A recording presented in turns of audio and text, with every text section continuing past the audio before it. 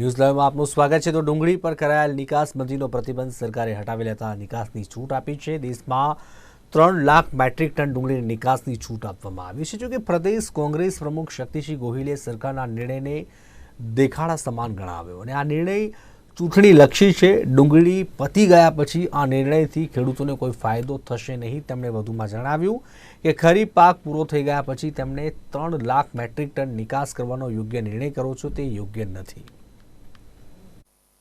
માત્ર 3 મેટ્રિક ટનની નિકાસની છૂટ આપવાથી ક્યાં ખેડૂતનું કલ્યાણ થઈ જવાનું છે? આ વખતે હતું ખેડૂતોને કે ડુંગળી પકવી છે, કંઈક 5 પૈસાનો ફાયદો થશે, કારણ કે વિશ્વ બજારમાં ડુંગળીમાં ભાવમાં તેજી હતી અને દુનિયાભરના દેશોમાં આપણો દેશ એ ડુંગળી પકવતા ખેડૂતોમાં બીજા ક્રમે આવે છે।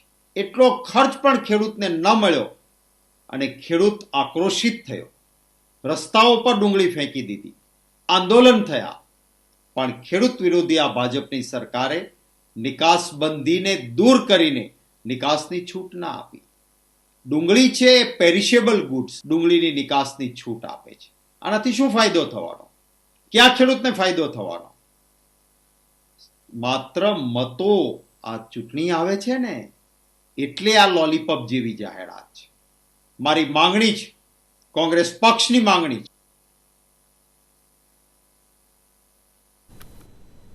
અમદાવાદમાં મચ્છરજન્ય રોગચાળાએ માથું ઉંચક્યું છે। પાછલા 15 દિવસમાં 35,500 લોકોએ ઓપીડીની સારવાર લીધી, જેમાં 80 ઝાડા ઉલટીના કેસ, 68 કમળાના કેસ। તદુપરાંત બેવડી ઋતુને કારણે લોકોમાં વાયરલ ઇન્ફેક્શન પણ વધ્યું છે। હાલ દર્દીઓમાં ધૂળથી એલર્જી થવાની ફરિયાદો વધવા લાગી છે। ઉપરાંત પાણીજન્ય રોગચાળામાં વધારો થવાની શક્યતા સેવાઈ રહી છે।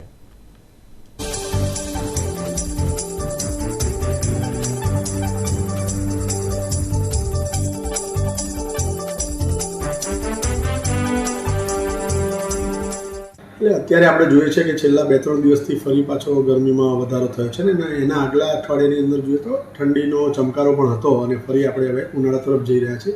એટલે આ જ્યારે ટ્રાન્ઝિશન ફેઝના જ્યારે સમય આવતો હોય છે ત્યારે ખાસ કરીને એવા દર્દીઓ, જેમ આપણે હંમેશા વાત કરી છે કે એલર્જીક લોકો હોય એને એલર્જીક કન્ડિશનના દર્દીઓમાં વધારો જોવા મળતો હોય છે। ધૂળ ધુમાડાથી જેને એલર્જી હોય એવા લોકો, એટલે એમ કે એલર્જીક રાઇનાઇટિસ કે બ્રોન્કાઇટિસ કે એવા દર્દીઓ હોઈ શકે। અને ઓવરઓલ જો વાત કરીશ તો ફેબ્રુઆરી મહિનામાં 4 ફેબ્રુઆરીથી ગઈકાલ સુધીની ઓપીડીનો આંકડો જોઈશું તો 35,000થી વધારે લોકોએ ઓપીડીની અંદર સારવાર લીધી છે અને 4,000થી વધારે લોકો એ દાખલ થઈ અને સારવાર લીધી છે। સિવિલ હોસ્પિટલ આપ સૌ જાણો છો કે ટર્શરી કેર સેન્ટર છે, ઘણા બધા સુપર સ્પેશિયાલિટી વિભાગ પણ છે, પ્લસ ઇમરજન્સી। એટલે આ બધું જોવા જઈએ તો એના હિસાબે પણ આપણને આવા આંકડા જોવા મળતા હોય છે।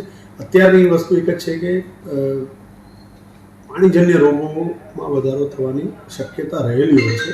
એટલે ખાસ કરીને વોટર હાઇજીન ઘરમાં પણ મેન્ટેન કરવું જોઈએ અને આપણે ક્યાંય પણ ખાણીપીણી માટે જતા હોય તો ખાસ કરીને ધ્યાન રાખવું જોઈએ કે સામેનો વ્યક્તિ એના રસોડામાં ચોખ્ખાઈ રાખે છે કે નહીં અને કોઈ પણ રીતે એવી જગ્યાએ જવાનું આપણે ટાળવું જોઈએ જેથી કરીને કમળો કે ઝાડા ઉલટીના કેસીસ જોવા ન મળે। કમળાના કેસીસ જોઈએ તો અત્યાર સુધી આ મહિનાની અંદર 68 કેસ છે અને એ જ રીતે અંદાજિત 80ની આસપાસ ઝાડા ઉલટીના દર્દીઓએ સારવાર લીધી છે। એટલે વધારો ખૂબ નથી, પરંતુ દરેકે સાવચેતી ડેફિનેટલી રાખવાની છે।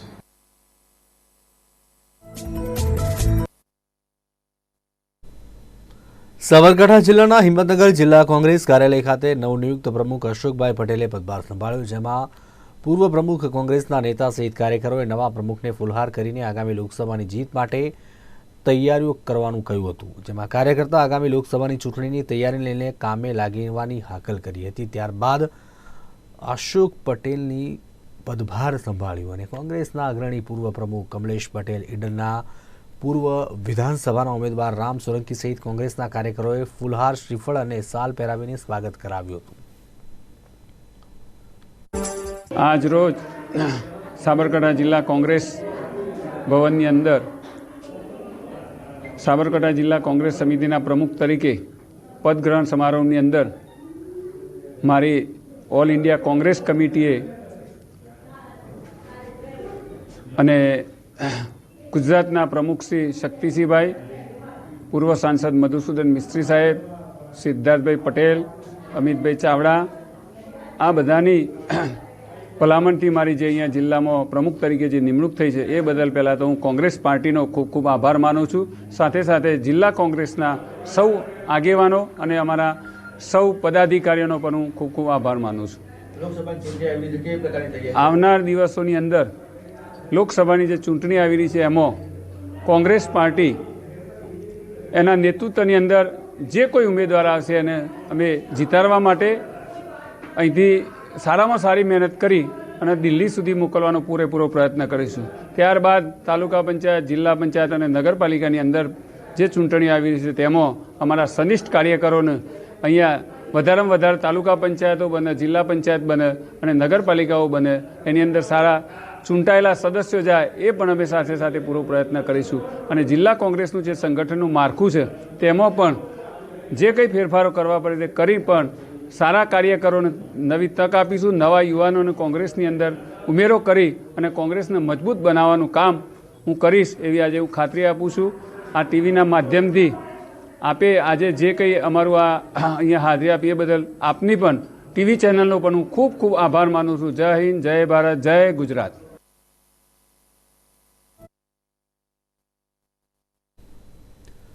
જામનગર મહાનગરપાલિકાનું ફૂલ ગુલાબી ચૂંટણીલક્ષી બજેટ આજે સ્ટેન્ડિંગ કમિટીના ચેરમેન નિલેશ કગથરાએ જનરલ બોર્ડમાં રજૂ કર્યું હતું. 1368.70 કરોડના બજેટમાં ઉઘડતી ઉપરાંત 365.16 કરોડ, અંદાજિત આવક રૂપિયા 1187.40 કરોડ અને કુલ 1552.56 કરોડ અને વર્ષ દરમિયાન ખર્ચ 1368.70 કરોડ અને બંધ પુરાંત 183.86 કરોડ દર્શાવવામાં આવી છે. જોકે જનરલ બોર્ડ પહેલા વિપક્ષ દ્વારા શહેરમાં કૂતરાનો ત્રાસ, ગંદકીની સમસ્યા સહિતના મુદ્દે વિરોધ પ્રદર્શન કર્યું અને સૂત્રોચ્ચાર સાથેના બેનર પહેરી વિરોધ પ્રદર્શન કરવામાં આવ્યું હતું. રજૂ કરવામાં આવ્યું. મુંગેરીલાલ કે હસીન સપને દર વખતની જેમ 2023-24નું જે બજેટ હતું તે જ બજેટ અહીંયા રજૂ કરવામાં આવ્યું છે. કોઈ પણ કાર્ય થયા નથી. રોડ રસ્તાના પ્રશ્નો હોય, નલ સે જલ યોજનાની જે વાતો કરે છે તે પહોંચ્યા નથી. પ્લસ બીજી વસ્તુ કે જામનગરમાં જે રખડતા ઢોરનો પ્રશ્ન છે, ત્રીજા સ્મશાનનો પ્રશ્ન છે, પછી સફાઈનો પ્રશ્ન છે. સફાઈમાં જામનગર મહાનગરપાલિકા 23મા નંબરે હતું, ત્યાંથી 83મા નંબરે પહોંચ્યું, જેની પાછળ મહાનગરપાલિકા કરોડો રૂપિયાનો ખર્ચો કરે છે. તો આજના બજેટમાં અમે વિરોધ પક્ષે વિરોધ સાથે આ બજેટમાં એક પ્રશ્ન છે અમારા એક સભ્યએ વ્યવસ્થિત ચર્ચા કરી છે અને અમારો વિરોધ નોંધાયો છે.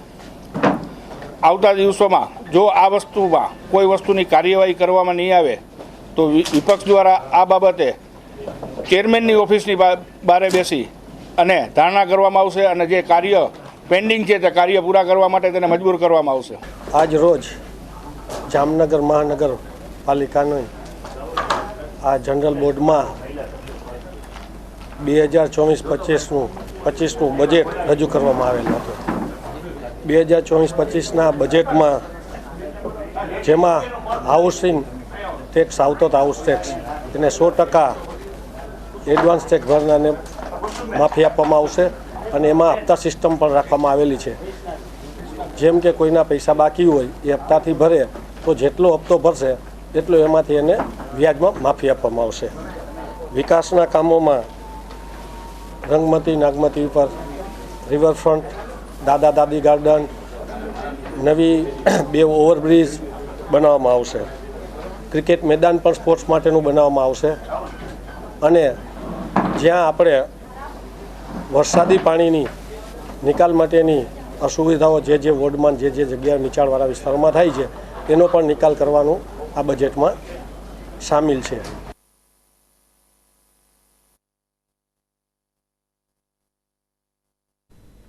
આણંદ શહેરમાં વર્ષો જૂની દબાણની સમસ્યા દિવસે ને દિવસે વધુ વિકરાળ બની રહી છે. છતાંય કાયમી નિરાકરણ લાવવામાં તંત્ર દ્વારા બેધારી નીતિ અપનાવવામાં આવતી હોવાથી દૈનિક નિયત હપ્તો ચૂકવીને શહેરના મુખ્ય માર્ગો, સ્ટેશન રોડ સહિતના વિસ્તારોમાં દબાણકારોનો ખડકલો વધી રહ્યો છે. જેના કારણે દબાણ મુક્ત માર્ગોનું રાજ્ય સરકારનું અભિયાન આણંદ શહેર વિસ્તારમાં ક્યારે સફળ થશે એક પ્રશ્નાર્થ છે.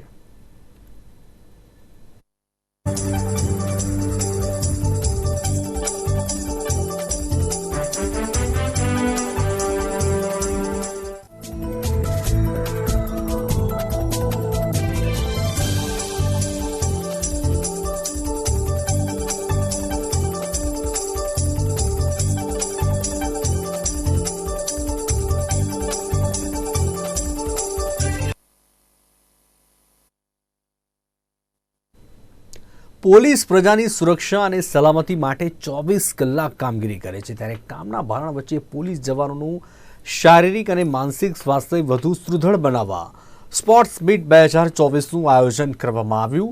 અમદાવાદ શહેર પોલીસની અલગ અલગ 11 ટીમો વચ્ચે કુલ 13 રમતો સાથે Ahmedabad city police sports meet 2024નું ઉદ્ઘાટન મુખ્યમંત્રી ભૂપેન્દ્ર પટેલના હસ્તે કરવામાં આવ્યું હતું, જે પ્રસંગે ગૃહમંત્રી, પોલીસ વડા સહિત મોટી સંખ્યામાં પોલીસના પરિવારજનો ઉપસ્થિત રહ્યા હતા. ત્યારે આમંત્રિત મહાનુભાવોનું અભિવાદન સ્પોર્ટ્સ મીટમાં ભાગ લઈ રહેલ પોલીસ જવાનોએ માર્ચ પાસ્ટ પરેડ યોજીને કર્યું હતું.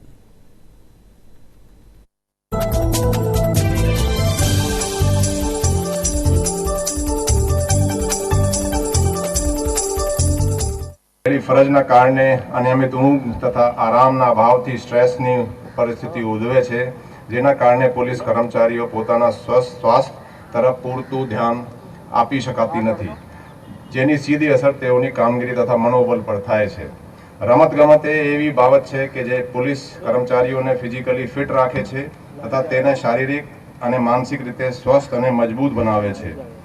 જ્યારે મહારાષ્ટ્ર રાજ્યથી ગુજરાત રાજ્ય અલગ થયું ત્યારે ગુજરાત રાજ્યમાં આવી સ્પર્ધાઓ જિલ્લા, રેન્જ કમિશનર તથા રાજ્ય સ્તરે યોજાતી હતી, પણ લગભગ સને 1982ના વર્ષથી આવી રમત સ્પર્ધાઓ બહુ ઓછી થઈ અને બંધ થઈ ગઈ છે અને મોટા ભાગે હાલ ક્રિકેટ વગેરેમાં તો આવી સ્પર્ધાઓ થાય છે.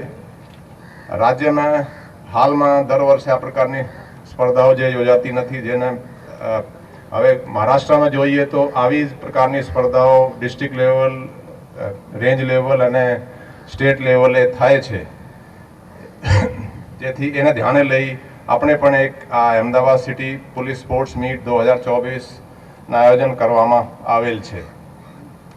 આ સ્પોર્ટ્સ મીટમાં ઝોન 1 થી 7 ટ્રાફિક, ક્રાઇમ, મુખ્ય મથક, સીપી કચેરી મળી કુલ 11 ટીમો ભાગ લેનાર છે, જેમાં કુલ 7 team event kabaddi, hockey, volleyball, football, basketball, handball અને રસ્સા ખેંચનો સમાવેશ થાય છે. આ 7 ટીમ ઇવેન્ટ ઉપરાંત 5 ઇન્ડિવિજ્યુઅલ ઓપન ઇવેન્ટ જેવી કે tennis, badminton, table tennis, shooting અને રેસલિંગનો સમાવેશ થાય છે. શૂટિંગ ફક્ત અધિકારીઓ માટે જ રાખવામાં આવેલ છે. સ્વાસ્થ્ય સાથે આજે અમને ફિટ ઇન્ડિયાનો પણ મંત્ર આપણને આપ્યો છે અને ફિટ રહેવા માટે એ રમતગમત અને રમતગમતનું મેદાન એ ખૂબ મોટું માધ્યમ છે. ફિટ રહેવા માટે ઘણા બધા બીજા પણ માધ્યમ હોઈ શકે, પણ મેદાન એ બહુ મોટી વસ્તુ છે.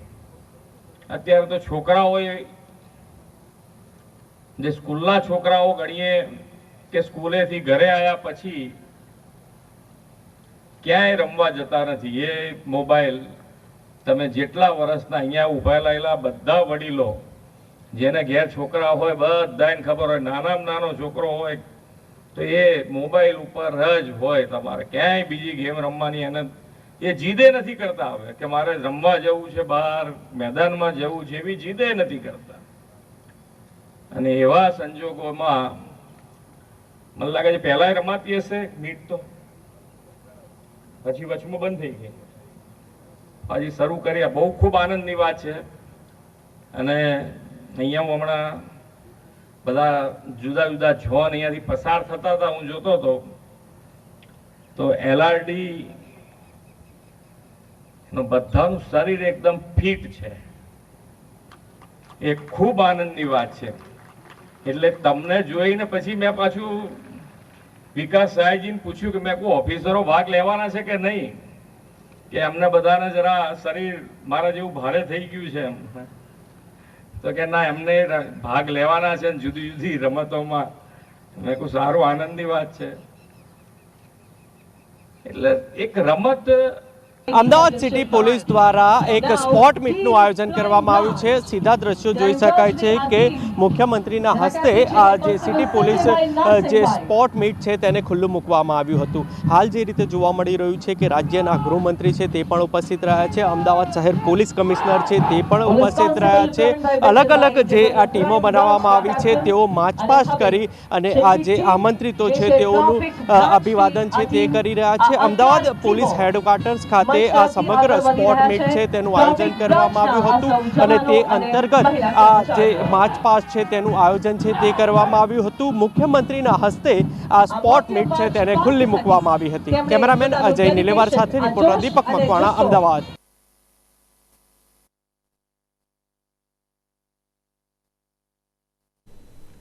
ગુંદાસરા ગ્રામ પંચાયતના રૂપિયા ખંખેરતા સરપંચ એસીબીની ચપેટમાં આવી ગયા, જેની કથિત ઓડિયો ક્લિપ વાયરલ થઈ. ત્યારે કથિત વાયરલ ઓડિયો મામલે રાપર વેરાવળ એસોસિએશનના જે પ્રમુખ છે એમને મોટું નિવેદન આપ્યું. ત્યારે સાપર વેરાવળ એસોસિએશનને જણાવ્યું હતું કે ગૃહ ઉદ્યોગની વાત કરવામાં આવે કે પૈસાની માંગણી કરવામાં આવી છે. જ્યારે ઉદ્યોગ સ્થાપવામાં આવે છે ત્યારે પૈસાની માંગ કરાય છે. જ્યારે જમીન બિન ખેતી કરાવવાની હોય, નકશા કરાવવાના હોય, બાંધકામની મંજૂરી લેવાની હોય ત્યારે તેમને એપ્રોચ કરવામાં આવે છે. આવું થઈ રહ્યું છે તે અયોગ્ય છે.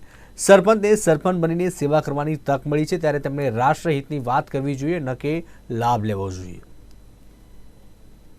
હા, પણ ખરેખર જે ઓડિયો ક્લિપ અત્યારે આવી છે એ મેં આમ તો સાંભળીને આપના માધ્યમથી મને ખ્યાલ આવ્યો છે, પણ ગ્રામ્ય લેવલે જે કાંઈ ઇન્ડસ્ટ્રી અત્યારે ડેવલપ થઈ રહી છે, જે રૂડા બહારના વિસ્તારો છે ત્યાં ઉદ્યોગપતિઓને પોતાની કામગીરી કરવા માટે થઈ અને જમીન બિનખેતી કરાવવાની હોય, એના નકશા પાસ કરાવવાના હોય, તમારે બાંધકામની પરમિશન લેવાની હોય, બાંધકામ પૂરું થયા પછી કમ્પ્લીશન સર્ટિફિકેટ લેવાનું હોય, તો આ બધા કામગીરી તમારે ગ્રામ પંચાયતમાં કરાવવાની હોય છે. તો નાના મોટી કામગીરી માટે થઈ અને ડાયરેક્ટ ઉદ્યોગપતિઓ અને સરપંચો અને તલાટીઓ સાથે મળી અને ત્યાં પોતાના કામ નિપટાવતા હોય છે. અને વાત રહી તમે જે કહ્યું છે ઓડિયો ક્લિપની, ખરેખર જો આવું બન્યું હોય તો એ અયોગ્ય છે, આવું બનવું ન જોઈએ. અને દરેક જગ્યાએ હું તો ઉદ્યોગપતિ અને સરપંચો અને મંત્રી જે કોઈ હોય એવા લોકોને અપીલ કરું છું કે વધારેમાં વધારે ઉદ્યોગપતિઓને સરળતા રહીએ એવી તમે એને મદદ કરો, જેથી કરીને આપણા વિસ્તારનો ડેવલપમેન્ટ થાય, આપણી જગ્યાનો ત્યાં ભાવ વધે અને નાના લોકોને રોજગારી મળે અને ઇન્ડસ્ટ્રીની ડેવલપમેન્ટ થાય. રાષ્ટ્રહિતનું આપણે કામ કરી શકીએ. ખેતીવાડી ઉત્પન્ન બજાર એવા માર્કેટ યાર્ડમાં સત્તા પલટા કર્મચારીઓની ભરતી કૌભાંડમાં પિટિશન ગુજરાત હાઈકોર્ટમાં કરવામાં આવે. કુલ 34 જગ્યાઓ માટે 1100 જેટલા ઉમેદવારોએ અરજી કરી અને તેમાં પણ વર્ષોથી કામ કરતા હંગામી કર્મચારીઓને પ્રાધાન્ય આપવામાં આવ્યું નહીં. અને હંગામી કર્મચારીઓ વર્ષોથી કામ કરતા પરંતુ હંગામી કર્મચારીઓને કાયમી કરવાને બદલે માર્કેટ યાર્ડમાં સત્તામાં આવેલા ચેરમેન દિનેશ પટેલ અને તેમના જૂથ દ્વારા તેમના સગાવાલા અને નિકટના માણસોની ભરતી નિયમોને નેવે મૂકીને કરી દેવામાં આવી. સગાવાદ અને ખાસ માણસોની બારોબાર ભરતી મામલે અન્ય કર્મચારીઓને થયેલા અન્યાય મુદ્દે ગુજરાત હાઈકોર્ટમાં પિટિશન કરવામાં આવી છે.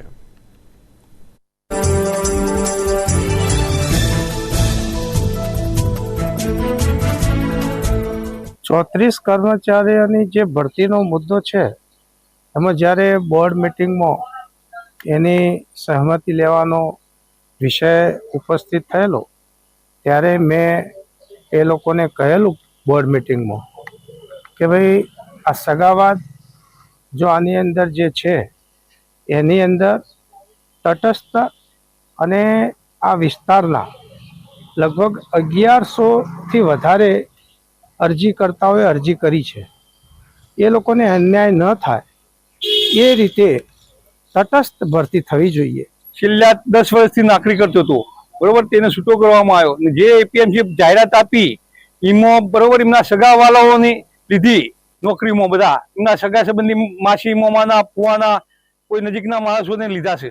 હવે અમે પિટિશન દાખલ કરી છે હાઈકોર્ટમાં, બરોબર. એમાં સરકારે પિટિશન હાઈકોર્ટે એમને નોટિસો બજાવી. સરકારમાં ભાજપની ઓફિસોમાં બરોબર સરકારમાં બધું જણાવેલ હતું, તો કોઈ પ્રત્યુત્તર જવાબ મળ્યો નથી અમને.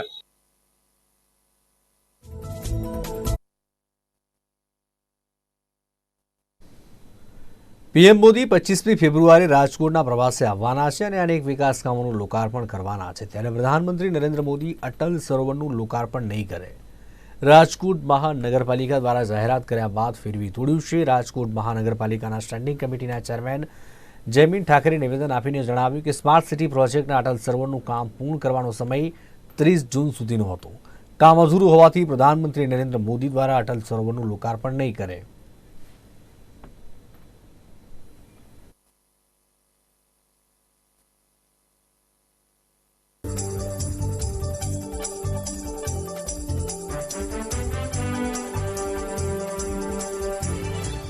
અટલ સરોવરની ડેડલાઇન 30 જૂન સુધીની છે. માનનીય પ્રધાનમંત્રીશ્રીનો કાર્યક્રમ એ એમ્સ હોસ્પિટલ માટે માનનીય પ્રધાનમંત્રીશ્રી આવી રહ્યા છે અને રાજકોટ મહાનગરપાલિકાના અને જિલ્લા વહીવટી તંત્રના જે કોઈ પણ ખાતમુહૂર્ત અને લોકાર્પણો છે એના માટે માનનીય પ્રધાનમંત્રીશ્રી આવી રહ્યા છે. અટલ સરોવરમાં હજી કામ પૂર્ણતાના આરે હજી પૂર્ણ નથી થયું, પૂર્ણતાના આરે છે. 30 જૂન સુધીમાં પૂર્ણ થઈ જશે. જ્યારે દેશના પ્રધાનમંત્રીશ્રી આવતા હોય ત્યારે કોઈ પણ કાર્ય જ્યારે પૂર્ણ થઈ ગયું હોય ત્યારે જ હંમેશા લોકાર્પણ થઈ શકતું હોય છે. એટલા માટે અટલ સરોવરને હાલ પૂરતું અમે લોકોએ મુલતવી રાખ્યું છે. 30 જૂન પછી એટલે કે નવી ચૂંટણીઓ પછી અમે પ્રધાનમંત્રીશ્રીને રિક્વેસ્ટ કરતું કે સાહેબ આપ રાજકોટમાં અલગ અલગ કાર્યક્રમો માટે આવો ત્યારે અમારી પણ એવી લાગણી છે અને રાજકોટના લોકોની લાગણી કે આપ અટલ સરોવરનું ખાતમુહૂર્ત લોકાર્પણ કરવા આવો.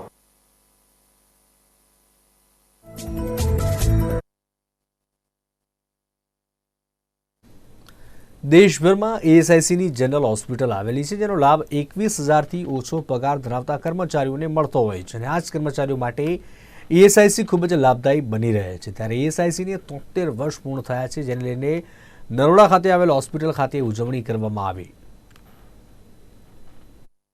ઈએસઆઈસીનો લાભ 21,000થી નીચે પગાર ધરાવતા કર્મચારીઓ લેતા હોય છે. ત્યારે આજે ઈએસઆઈસીને 73 વર્ષ પૂર્ણ થયા છે. ત્યારે નરોડા ખાતે આવેલ ઈએસઆઈસી હોસ્પિટલ ખાતે કાર્યક્રમનું આયોજન કરવામાં આવ્યું, જેમાં આયુર્વેદિક વિભાગ દ્વારા ધન્વંતરીની પૂજા કરી કાર્યક્રમની શરૂઆત કરવામાં આવી હતી. કોરોના બાદ આયુર્વેદ તરફ મોટી સંખ્યામાં દેશવાસીઓ વળ્યા છે. ત્યારે આજના દિવસે વિવિધ આયુર્વેદની વનસ્પતિ જેનો શું ઉપયોગ થાય છે તે અંગે માહિતી આપવામાં આવી હતી. ઈએસઆઈસીના 73વા વર્ષગાંઠ નિમિત્તે અમે આયુષ વિભાગ ઈએસઆઈસી હેડક્વાર્ટર તરફથી અલગ અલગ પ્રવૃત્તિઓ કરવા માટેનું માર્ગદર્શન મળેલું હતું. તો એમાં 5 તારીખથી અમારો કાર્યક્રમ શરૂ થયો. 5 તારીખે અમે લાઇફસ્ટાઇલ ડિસઓર્ડર ઉપર લેક્ચર્સનું આયોજન કરેલું હતું. એના સિવાય અમે ભગવતી ફ્લોર મિલની અંદર સ્ક્રીનિંગ કેમ્પ રાખેલો હતો. એમાં ડાયાબિટીસ, હાઇપરટેન્શન અને એના સિવાય ક્રોનિક બીમારીને લગતા જે પેશન્ટો હોય એનું અમે સ્ક્રીનિંગ કર્યું. એના સિવાય લીવર કિડની ડિસઓર્ડર ઉપર બી અમે અહીંયા લેક્ચર્સનું આયોજન કરેલું હતું. આ રીતે અમે અલગ અલગ એક્ટિવિટીઝ કરી હતી. આજે જે મુખ્ય એક્ટિવિટીઝનો જે આ કાર્યક્રમ છે તો એની અંદર અમે ભગવાન ધન્વંતરીનું પૂજન કર્યું. ભગવાન ધન્વંતરી જે છે આરોગ્યના દેવતા કહેવાય છે અને સર્વે ભવંતુ સુખીનો, સર્વે સંતુ નિરામય, સર્વે ભદ્રાણી પશ્યંતુ મા કશ્ચિત દુઃખ ભાગ ભવે. એટલે આવી આપણી ભારતીય સંસ્કૃતિની જે પરંપરા છે તો ભગવાનને યાદ કરીએ કે ભગવાન બધાનું સ્વાસ્થ્ય સારું રાખે, તો એનાથી અમે શુભારંભ કર્યો. સાથે અમે આ આયુષની એક બુકલેટ લોન્ચ કરી કે જેમાં ઈએસઆઈસી સ્કીમ વિશે અને આયુષ વિશેની માહિતી હોય. અને સાથે અમે આજે આ એક્ઝિબિશન આયુર્વેદનું રાખેલું છે. એની અંદર એક્ઝિબિશનની અંદર મિલેટ્સ જે અલગ અલગ છે એ મિલેટ્સનું ગ્રેઇનના રૂપમાં, પછી મિલેટ્સ રેસીપીના રૂપમાં, એ ફ્લેક્સ ફોર્મમાં બી એનું એક્ઝિબિશન છે. સાથે એના ગ્રેઇન્સ અને એની રેસીપીનું એક્ઝિબિશન રાખેલું છે. આજે અમે 73મો એસિક ફાઉન્ડેશન ડે સેલિબ્રેટ કરી રહ્યા છે. એકચ્યુઅલી આ શરૂઆત 1952થી 24 ફેબ્રુઆરીના રોજ થઈ હતી. ત્યાં શરૂઆતમાં 2 જગ્યાએ કાનપુર અને દિલ્હી ખાતે થયેલું. એ વખતે જે બેનિફિશિયરીની સંખ્યા હતી 1,20,000 હતી. આજે આટલા વર્ષોમાં ધીરે ધીરે આ સ્કીમ એક્સપાન્ડ થઈ છે અને પૂરા ભારતના બધા રાજ્યોમાં અને યુનિયન ટેરિટરી થઈને 36 રાજ્યોમાં ટોટલ બધાને લગભગ 3 કરોડ જેટલા કર્મચારીઓને આ સેવા આપી રહી છે. એમાં બેઝિક જે કારખાનામાં કે જે ઓર્ગેનાઇઝ ક્ષેત્રો છે ત્યાં કામ કરતા હોય અને જેનો પગાર 21,000 અથવા ઓછો હોય એને આ લાભ મળે છે આ સ્કીમમાં. અને એને બધા બેનિફિટ આપવામાં આવે છે. ધારો કે મેડિકલ બેનિફિટ છે, પછી સિકનેસ બેનિફિટ છે, મેટર્નિટી બેનિફિટ છે, ડિપેન્ડન્ટ બેનિફિટ છે, ફ્યુનરલ બેનિફિટ છે. આ બધા ફાયદા આપવામાં આવે છે. આયુર્વેદ તમામ રોગો માટે ખૂબ જ ઉપયોગી નીવડે છે. ત્યારે આયુર્વેદમાં વપરાતી જુદી જુદી વનસ્પતિઓ તેમજ હાલ પ્રધાનમંત્રી વડાપ્રધાન દ્વારા પ્રોત્સાહિત થયેલા મિલેટને લઈ દેશમાં ધાન જેવા બાજરી, જુવાર, રાગી, સોયાબીન ઉપરાંત રસોઈમાં વપરાતા ઘરેલું મસાલામાંથી રોગનું નિદાન થતું હોય છે. ત્યારે આજે એક મિલેટમાંથી બનાવેલ વાનગીની સ્પર્ધાનું પણ આયોજન કરવામાં આવ્યું હતું. બ્રિજેશ દવે, નિર્માણ ન્યૂઝ, અમદાવાદ. આગળ વાત કરીએ અંબાજીના દાંતા તાલુકાના હળાદ ગામે એક કિશોર સાથે સૃષ્ટિ વિરુદ્ધનું કૃત્ય સામે આવતા મામલો ગરમાઈ ગયો. ગત રોજ રાત્રે 2 વિધર્મી યુવકોએ હિન્દુ યુવાન પર સૃષ્ટિ વિરુદ્ધનું કૃત્ય આચરતા ગામમાં રોષ ફાટી નીકળ્યો અને 1000થી વધુ માણસનું ટોળું ગામ બંધ કરી રેલી યોજી પોલીસ સ્ટેશન પહોંચ્યું હતું. પોલીસ સ્ટેશન પહોંચ્યા બાદ પોલીસ સ્ટેશનમાં ફરિયાદ લેવા મામલે ઉગ્ર બોલાચાલી બાદ સંતોષકારક જવાબ ન મળતા પોલીસ હાય હાયના નારા પણ લગાવ્યા. મહત્વનું છે કે યુવાનોએ આ કિશોરને પહેલા અભદ્ર ચિત્રો બતાવ્યા અને ત્યારબાદ તેની સાથે આ કૃત્ય કર્યું હતું.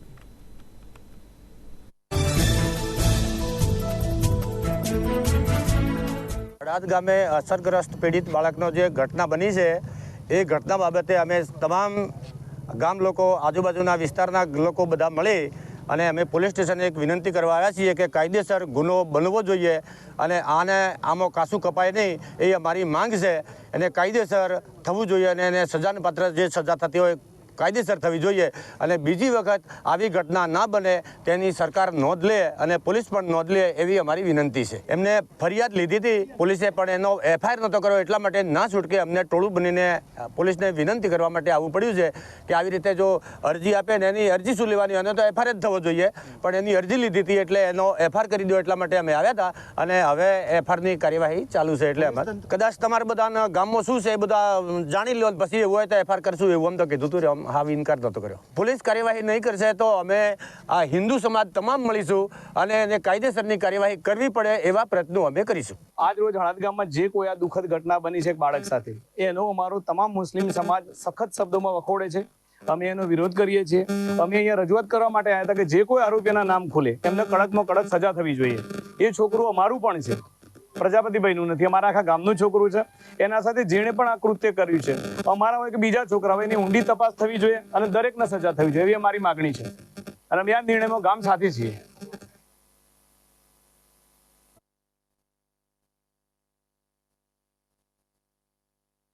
રાજકોટમાં મહાનગરપાલિકામાં બજેટને લઈને જનરલ બોર્ડ મળ્યું હતું, જેમાં બજેટની ચર્ચા દરમિયાન શાસક વિપક્ષ સામને આવી ગયા. બજેટને લઈને વિરોધ પક્ષના કોર્પોરેટર ભાનુબેન સુરાણીએ શાસક પક્ષને સવાલો કર્યા હતા અને સ્ટેન્ડિંગ કમિટીના ચેરમેન ઠાકર સહિતના પદાધિકારીઓને ભાનુબેન સુરાણીને જવાબ આપ્યા હતા.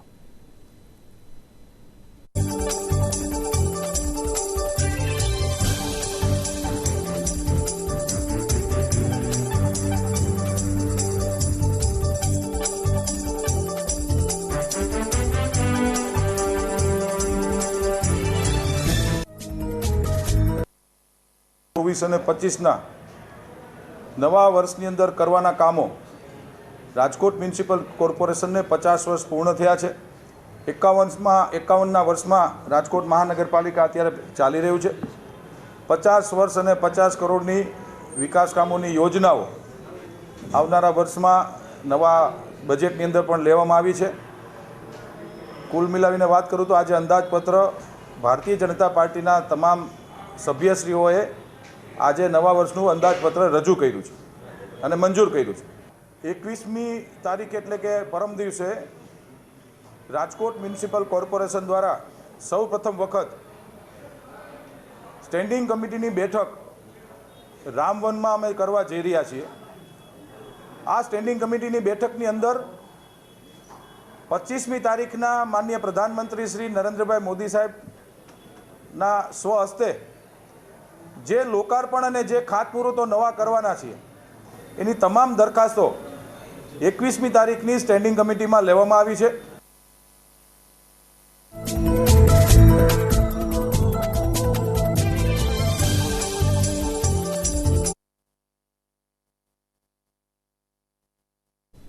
તો આ હતા અત્યાર સુધીના સમાચાર. વધુ સમાચાર અને ન્યૂઝ અપડેટ માટે આપ ખાસ જોતા રહો નિર્માણ ન્યૂઝ. નમસ્કાર.